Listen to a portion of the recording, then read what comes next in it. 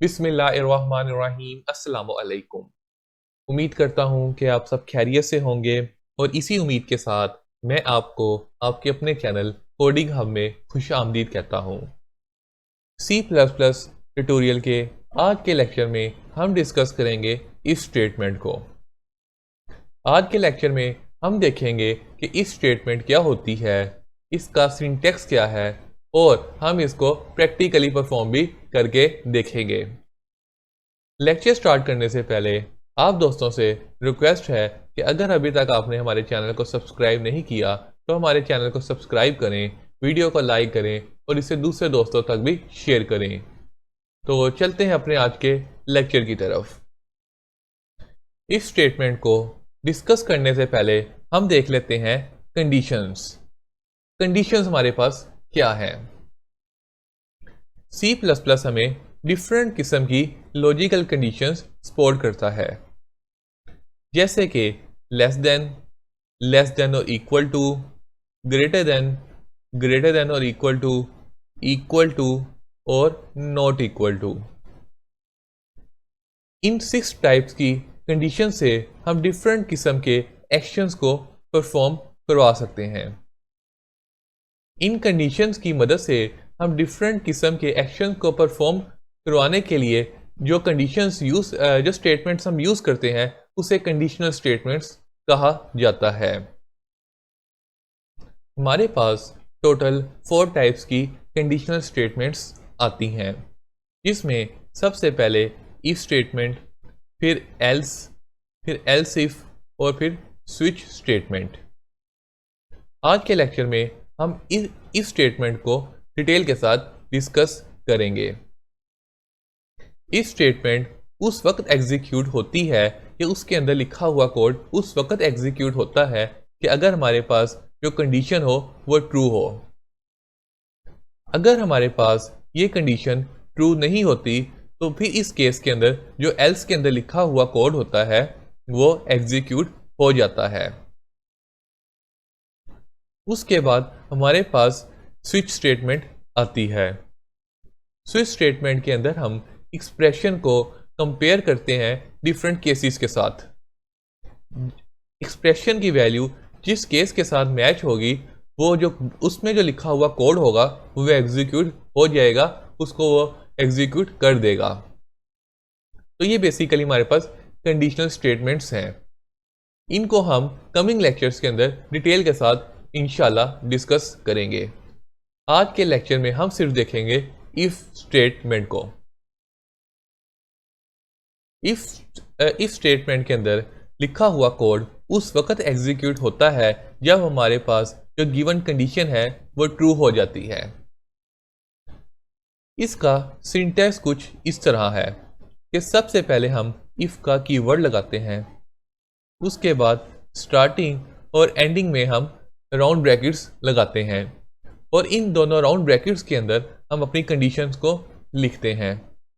इसके बाद हम कर्ली ब्रैकेट स्टार्ट में और एंड में हम कर्ली ब्रैकेट्स लगाते हैं और इन दोनों कर्ली ब्रैकेट्स के दरमियान हम अपना कोड लिखते हैं जो कि हमने एग्जीक्यूट करवाना होता है इस सूरत के अंदर कि अगर हमारे पास जो कंडीशन है वो ट्रू हो जाए।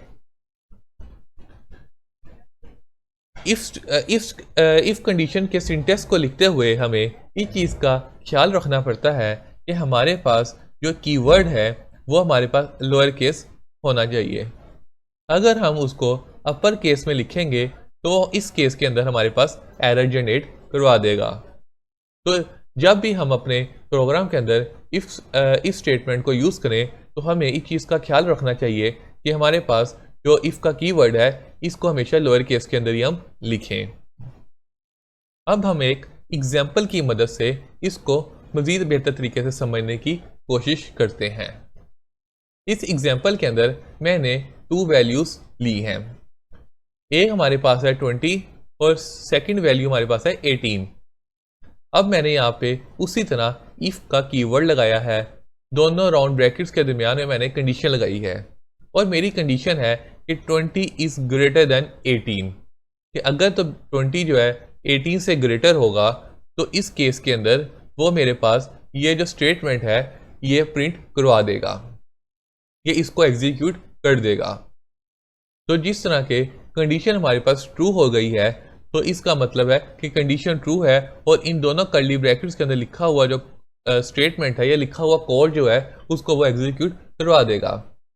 इन केस अगर हमारे पास ये कंडीशन ट्रू ना होती, फॉल होती, तो वो इसको इग्नोर कर देता, इसको वो एग्जीक्यूट ना करवाता। तो ये एक सिंपल सी एग्जांपल थी जिसकी हेल्प से हमने इस स्टेटमेंट को समझने की कोशिश की।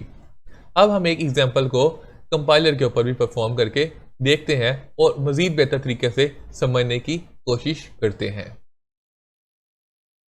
ये आप देख सकते हैं कि मैंने अपना कंपाइलर ओपन कर लिया है।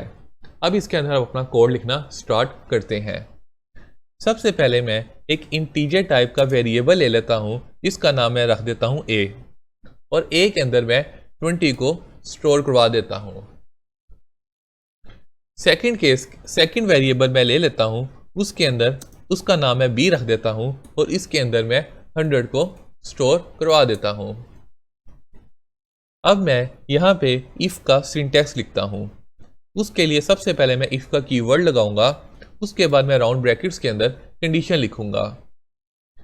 कंडीशन मेरी ये होगी कि b की जो वैल्यू है वो ग्रेटर है या फिर इक्वल है a की वैल्यू के साथ। अगर तो ये कंडीशन ट्रू हो जाए तो वो मुझे स्क्रीन के ऊपर प्रिंट करवा दे कि योर कंडीशन इज ट्रू।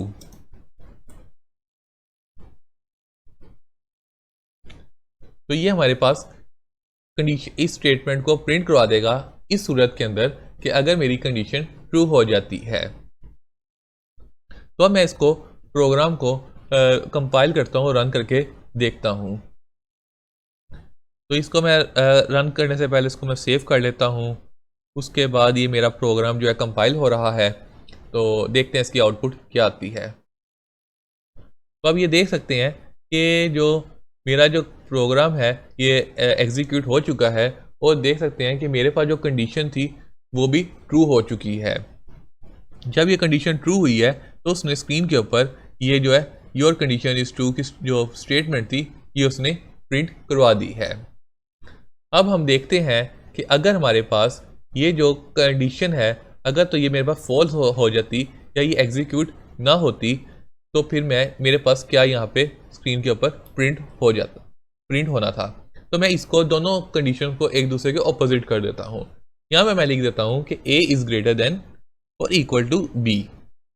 अब मैं इसको अगेन इसको मैं जो है इसको एग्जीक्यूट करता हूँ और देखता हूँ कि मेरे पास क्या आता है। अब ये देख सकते हैं कि जब मैंने अपना ये कोड को एग्जीक्यूट किया है तो मेरे पास स्क्रीन उसने आउटपुट जो विंडो है उसमें कुछ भी उसने प्रिंट नहीं करवाया। उसने प्रिंट हमें इसलिए नहीं करवाया क्योंकि जब वो यहाँ पे आया तो उसने देखा कि कंडीशन ही फॉल्स है, कंडीशन ही ये फॉल्स है, जिसकी वजह से वो उसने मज़ीद आगे एग्जीक्यूट ही नहीं किया, वो मज़ीद उसके अंदर कंडीशन के अंदर ही नहीं गया। तो इसने इस पूरे ब्लॉक को इग्नोर कर दिया। अगर मेरे पास यहाँ पे कोई और कोड लिखा होता या कोई और स्टेटमेंट्स लिखी होती तो वो उसको एग्जीक्यूट करवा देता, लेकिन ये जो कर्ली ब्रैकेट्स के अंदर जो स्टेटमेंट लिखी है इसको ये एग्जीक्यूट नहीं करवाता क्योंकि हमारी कंडीशन ही फॉल्स है। तो उम्मीद करता हूँ कि आपको मेरा ये जो लेक्चर है ये आपको समझ आ गया होगा। अगर उसके बावजूद भी आपको अगर कोई कन्फ्यूजन है तो आप मुझसे कमेंट के अंदर मुझसे अपनी कन्फ्यूजन को शेयर कर सकते हैं। तो इंशाल्लाह नेक्स्ट लेक्चर के अंदर हम इफ़ एल्स स्टेटमेंट को देखेंगे और उसको हम परफॉर्म करके भी देखेंगे। तो इंशाल्लाह नेक्स्ट लेक्चर में आपसे मुलाकात होगी। तब तक के लिए अपना ख्याल रखिएगा। अल्लाह हाफिज़।